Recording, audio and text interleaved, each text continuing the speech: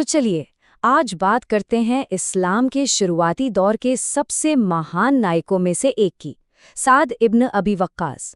ये कहानी है एक ऐसे नौजवान की जिसने अपने ईमान के लिए ऐसी चुनौतियों का सामना किया जिनके बारे में हम शायद सोच भी नहीं सकते। साद की कहानी की शुरुआत होती है एक बहुत ही रहस्यमयी और शक्तिशाली सपने से।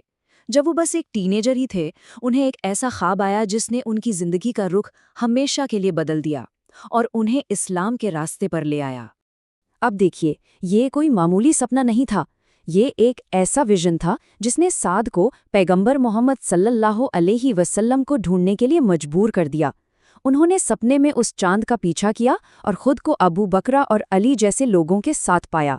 ये सपना दरअसल उनकी किस्मत का एक इशारा था और बहुत जल्द वो इस्लाम कबूल करने वाले शुरुआती लोगों में से एक बन गए। इससे अंदाज़ा लगाया जा सकता है कि साद इस्लाम के शुरुआती दौर में कितने अहम थे। एक टीनेजर के तौर पर उन्होंने ये बड़ा फैसला लिया और एक वक्त तो ऐसा था कि दुनिया के हर 3 मुसलमानों में से एक साद थे।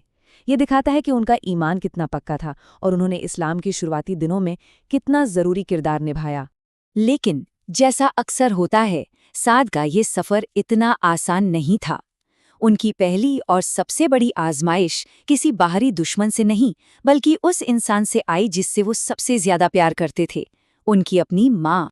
और यहीं एक बहुत गहरा सवाल उठता है, तब क्या होता है जब कोई ऐसा शख्स जिसे हम सबसे ज्यादा प्यार करते हैं वही हमारे ईमान के खिलाफ खड़ा हो जाए।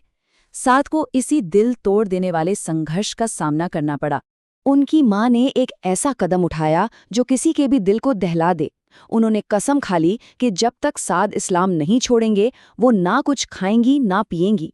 ये एक तरह का इमोशनल टॉर्चर था। जरा सोचिए, अपनी माँ को अपनी आंखों के सामने इस तरह तड़पते देखना कितना मुश्किल रहा होगा।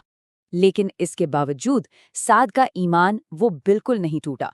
उन्होंने अपनी माँ से, जिनसे वो बेइंतहा मोहब्बत करते थे, कह दिया कि उनका दीन, उनका ईमान किसी भी चीज से बढ़कर है। ये वो लम्हा था जिसने उनके अटूट विश्वास को साबित कर दिया, जो माँ के लिए उनके गहरे प्यार से भी ज्यादा मजबूत था। और इस पूरे इमोशनल स्ट्रगल का हल भी एक डिवाइन तरीके से आया। इसी घटना के बाद कुरान की आयतें नाजिल हुईं जिन्होंने इस्लाम में एक बहुत अहम उसूल कायम किया। अपने माता पिता के साथ बेहतरीन सलूक करो, लेकिन अगर वो तुम्हें अल्लाह की नाफरमानी का हुक्म दें तो उनकी बात मत मानो। लेकिन साद सिर्फ अपने ईमान के लिए ही नहीं जाने जाते थे। उनके पास एक ऐसा हुनर भी था जिसने उन्हें एक लेजेंड बना दिया। वो अपने ज़माने के सबसे बेहतरीन तीरंदाजों में से एक थे।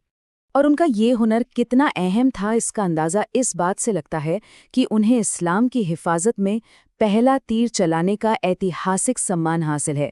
ये वो तीर था जिसने शुरुआती मुश्किल दौर में पैगंबर सल्लल्लाहु अलैहि वसल्लम और उनके साथियों की हिफाजत की। उनकी तीरंदाजी कई अहम जंगों में फैसलाकुन साबित हुई। बद्र की जंग में उन्होंने अपने प्यारे भाई को खो दिया, लेकिन उहद की जंग में जब कई लोग मैदान छोड़ गए, तब साद एक चट्टान की तरह पैगंबर सल्लल्लाहु अलैहि वसल्लम के साथ खड़े रहे और अकेले अपने तीरों से उनकी हिफाजत करते रहे। उहद की जंग के उस मुश्किल दिन में पैगंबर मोहम्मद सल्लल्लाहु अलैहि वसल्लम ने साद के लिए ऐसे अल्फाज कहे जो उन्होंने किसी और के लिए कभी नहीं कहे। यहाँ सल्लल्लाहु अलैहि वसल्लम का मतलब है उन पर अल्लाह की रहमत और सलामती हो। ये उन दोनों के बीच के गहरे रिश्ते और साद की बेमिसाल बहादुरी का एक ज़बरदस्त सबूत था। लेकिन साद के पास एक और भी अनोखी बात थी, पैगंबर सल्लल्लाहु अलैहि वसल्लम का दिया हुआ एक ख़ास तोहफ़ा। एक ऐसा तोहफ़ा जिसने उन्हें इज्जत भी दी और लोग उनसे डरते भी थे। सोचिए, इसका मतलब क्या हुआ? इसका मतलब ये था कि साद की दुआएं हमेशा कबूल होती थीं। ये एक ऐसी ताकत थी जिसे उन्होंने हमेशा इंसाफ के लिए इस्तेमाल किया और लोग उनकी बद्दुआ से डरते थे क्योंकि वो जानते थे कि अल्लाह हमेशा उनकी सुनता है। तो अब चलते हैं साद की जिंदगी के आखिरी चैप्टर की तरफ, जहां उन्हें एक ऐसे दोराहे का सामना करना पड़ा जो उनके किरदार को हमेशा के लिए डिफाइन कर देगा। दुनियावी ताकत और रूहानी सुकून के बीच का चुनाव। ये तुलना साद के सामने मौजूद 2 रास्तों को साफ साफ दिखाती है। एक तरफ वो एक महान जनरल थे जिसने एक पूरी सल्तनत को फतेह किया था।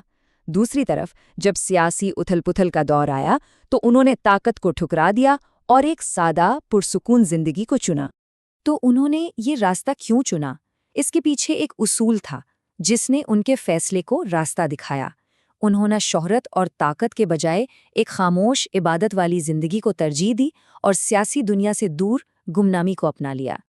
और हम इस कहानी को इस सोचने वाले सवाल पर ख़त्म करते हैं, साद का ये चुनाव हमें अपनी ज़िंदगी के बारे में क्या सिखाता है? एक ऐसी दुनिया में जहां हर कोई लाइमलाइट में रहना चाहता है, गुमनामी में जीने की क्या अहमियत है? ये एक ऐसा सवाल है जिस पर हम सबको सोचना चाहिए।